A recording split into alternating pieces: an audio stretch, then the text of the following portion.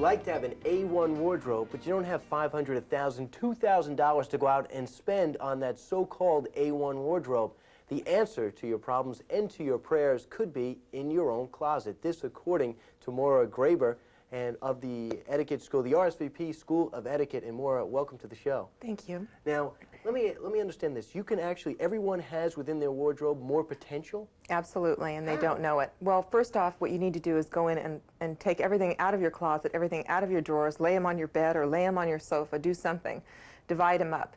What I do when I do wardrobe consultations is I go in and I divide everything between blue and yellow bases, and then you play around with things. The average person can do this without knowing too much about color. Move things around, look through some fashion books, see what colors they're showing, and put together different wardrobe options that they didn't think they had.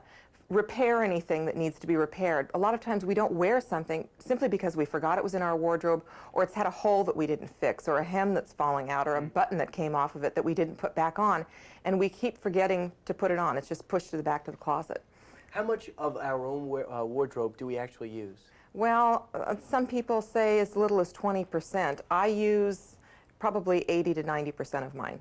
80 to on 80. a regular basis. Oh, because you're from the RSVP School of Etiquette. Well, it has nothing to do with wardrobe, though. But I mean, okay. we do wardrobe consultations also. But can you give us an example of how we could take our wardrobe, our everyday stuff, and make more of it and make it look different, where people would know the difference? Well, the main thing I encourage people to do is put their money into classic styles and buy trendy, new things that are coming out, things that are not going to be in style for maybe a couple of months, or if you aren't sure, update it with scarves, earrings, bracelets, some type of jewelry, ties. You can go wild with ties, do something a little bit different that way. Is it safe to say leisure suits won't come back?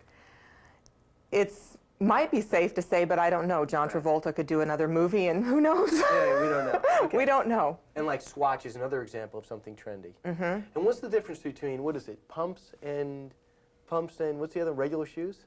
Pumps and flats, is that what you... is that the difference? Well, a pump is a plain shoe. It can have a low heel, it can have a high heel, and it's just your basic shoe. You can even dress that up with clip-on earrings. They've got these real expensive clips that you clip onto the front of them to make them look different. Mm-hmm. Yeah, so guys too, they could change jackets and ties and can look like a brand new outfit. That's kind of a good thing for men. Yes, absolutely. Men can change their look a lot just by changing their facial hair. Well, what, by growing washing? a mustache, washing, yes. Oh, quick, let's get to your props. We were talking about how you can make things look different, and what I've done here is I've got a basic black and white wardrobe, so I have a lot of black and white in it. What you can do is add a splash of color. If you're going to add a different color, you should do it at least 3 times or only once. 2 times or 4 times, 4 times it's overdone, 2 times it's not enough, but 3 you would want it. Maybe a scarf, a belt, and red shoes, or maybe earrings, a scarf, and a belt, something like that. But this wardrobe can be changed. Well, you've been watching me change my wardrobe for the last half an hour. Have, actually, yes, you can change the look just by adding a different scarf to it. This is the same print, actually, just in different colors, that would give it a completely different look and turn it into more of a fall And it's wardrobe. rare when someone comes up to you and says, hey, that's the same shirt, only with a different scarf. People just don't realize. No, they really don't. They really don't. And are you the one that consulted me on my socks? Yes. Yeah, you're the one who told and me your that. ties. Don't make your knots so small on your ties. It tends to make your head look large, and don't wear those white socks. You don't want me to, and that's the School of Etiquette talking, and you as the director would know. Well, it's because you, in this business, you want people to be looking at your face, not at your feet. Actually, I want them to be looking at your scarf. Oh, thank you.